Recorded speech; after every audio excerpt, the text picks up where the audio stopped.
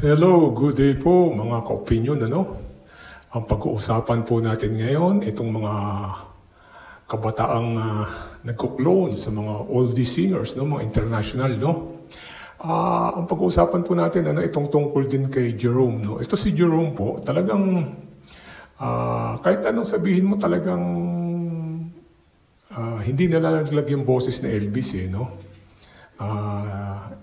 Elvis po siya, Ngayon, tapos ito rin si Matt Monro, kasi medyo bihira itong mga ganitong talent, Siyempre ito si Elvis and Matt Monro, sama na natin si Tony Bennett, Ito kasi mga mga international singers na sikat, na hanggang ngayon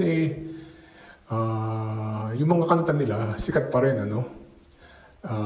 Kaya nga lang, itong si Jerome, medyo hindi lang nakalusot, Pero ganun talaga, pero marami pa rin mga supporters to si Jerome, bilang Elvis, Tapos si Matt Monro, merong last na lang, yung Double Card's Choice, Yan, baka sakali, Ngayon hindi na nakapasok sa yung comeback edition ata na tinatawag nila, Kaya siguro last na yung Double Card's Choice, Ngayon, itong mga clones na gumagaya dun sa mga oldies, yung mga singers natin, Kasi pwede itong kunin sa mga guesting, lalo na ito kay Mr. RJ Jacinto.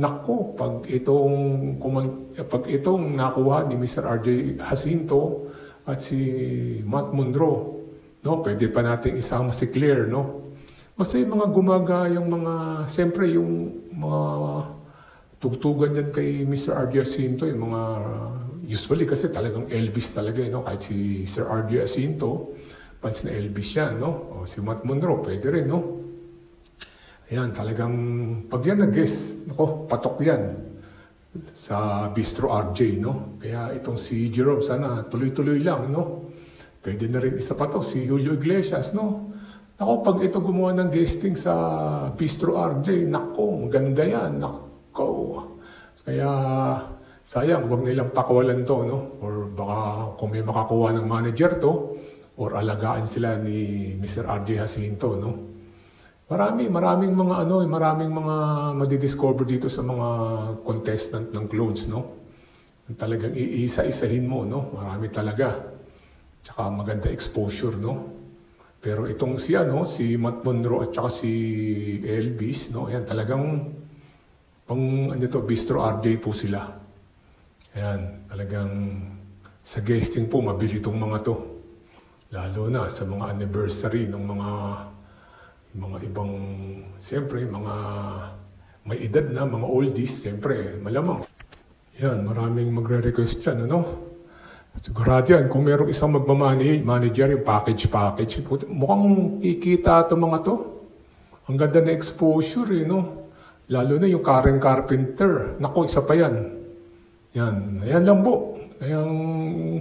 Maganda to maganda talaga itong clones, Yung exposure, Kung marketing base lang, maraming market itong mga to. Lalo na ang Itbulaga, humila yan, lalo na yung mga senior, yan, mga mahilig sa mga oldies, Yan ang target market din ng Itbulaga, Yung mga oldies, siyempre, lalo na bata pa tong mga to, siyempre, may mga youth din na mga followers to. Hanggang doon na lang po, Please like and subscribe. God bless po. Thanks for listening.